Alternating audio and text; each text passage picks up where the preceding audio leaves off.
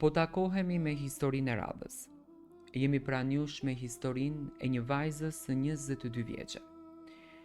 Një vajzë e cila është e dashuruar me një djalë, por që familja nuk toleron që kjo dashuri, kjo lidhje, ky emocion të vazhdojë. Emri im është Arlinda. Jam 22 vjeç dhe sot po t'rregoj historinë time. Jo për të fituar zemra, jo për të marrë mëshirë, por për të larguar një peshë që ma shkatron shpirtin tim çdo natë. Zemra ime rreh për dikë, por familja ime ma ndalon, vetëm sepse ai është katolik. Ne u takuam rastësisht, në një ditë krejt të zakonshme në rrugë, teksa po kthesha nga fakulteti. Nuk e njihja, por buzëqeshja e tij më ndaloi. Ishte ngrohtë, e sinqertë, edhe shumë e pastër. Më kërkoi ndjes se më preku pa dashje me çantë dhe aty filloi gjithçka.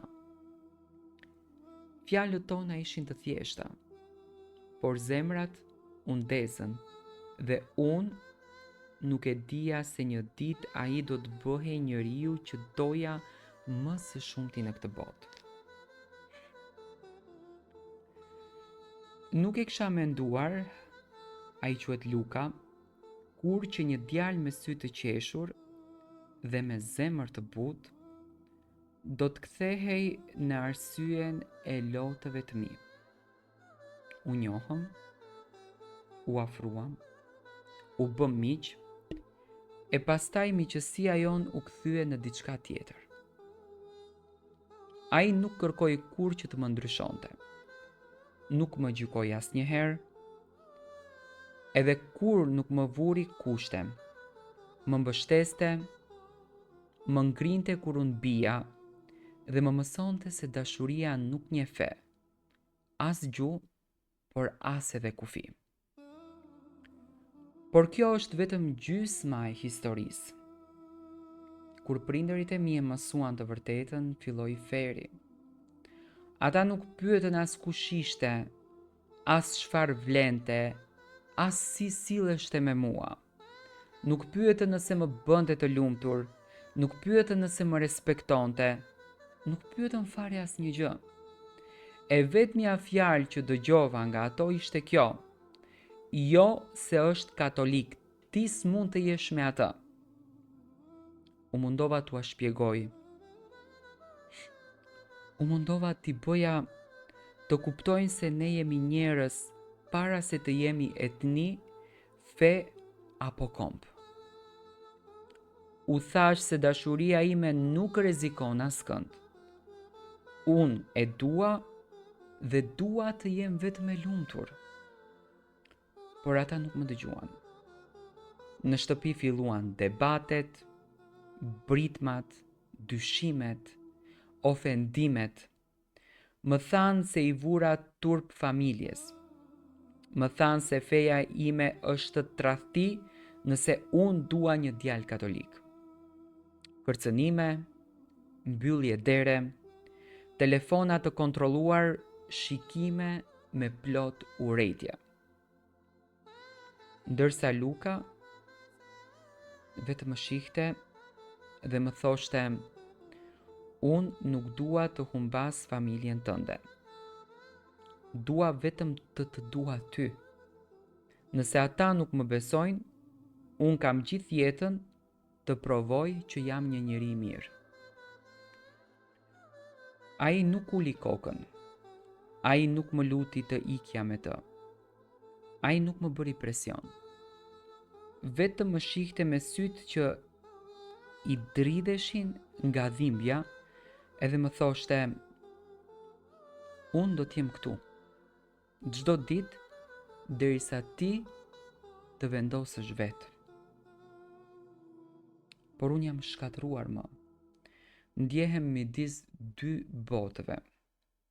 Njëra kërkon të jem një vajzë e bindur, e tjetra kërkon të jem një vajzë e lumtur. Shpesh zgjohem natën edhe qaj në heshtje. U lëra pa zë, sepse nuk mund të zgjedh. Dua prindërit e mi, por e dua edhe atë. Edhe pse duhet të jenë dy gjëra të kundërta. A ka faj dashuria? A ka faj zemra ime që zgjodhi një njeri e jo një etik fetare? A ka faj ai që më respekton më shumë se kushdo tjetër? Prindërit e mi nuk e njohin, por e urejnë. Nuk e kanë takuar, por e gjykojnë.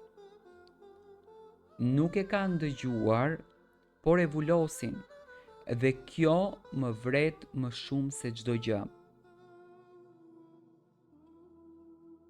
Ka ditë që e shty nga vetja edhe i them, ndoshta kështu është më mirë, ndoshta familja ka të drejtë, por pastaj e shoh dhe e kuptoj sa e lumtur jam në praninë e tij. Ai nuk më kërkon të ndryshoj fen time, traditat, familjen. Ai thjesht më do ashtu si unë jam. Jam lodhur duke luftuar me botën. Jam lodhur duke qajtur. Jam lodhur duke pretenduar se jam mirë. Kam net qëri me orë të tëra para pasqyrës dhe i flas vetes. A je gati të heqësh dorë nga dikush që të do vërtet? Por më pas dëgjoj zërin e prindërve të mi dhe brenda meje fillon një luftë që nuk mbaron kurrë. Nuk e di çfarë fundi do të ketë historia jonë. Ndoshta një ditë familja ime do e kuptojnë që njeriu nuk matet me fen, por me karakterin. Ndoshta një ditë Luka do u tregoj se dashuria nuk është dëm, por është dhuratë. Ndoshta edhe unë një ditë do të kem guximin të luftoj, jo vetëm për familjen, por edhe për veten time. Por sot jam një vajzë që vetëm qanë në heshtje. Një vajzë që e ka zemrën të ndarë në dy pjesë. Një vajzë që nuk di çfarë zgjedhje ta shkatroj më pak. Nëse dikush po e dëgjon këtë historinë, bani mend. Feja nuk të bën njeri të mirë. Njeriu i mirë e ndëron fen. Dashuria nuk është krim dhe zemra nuk pyeten. Unë ende e dua, edhe pse më ndalojnë, edhe pse më gjykojnë, edhe pse më qajnë sy çdo natë. Sepse ai është njeriu që ma mbush shpirtin dhe mbas një ditë dikush në jetë do të më kuptojë.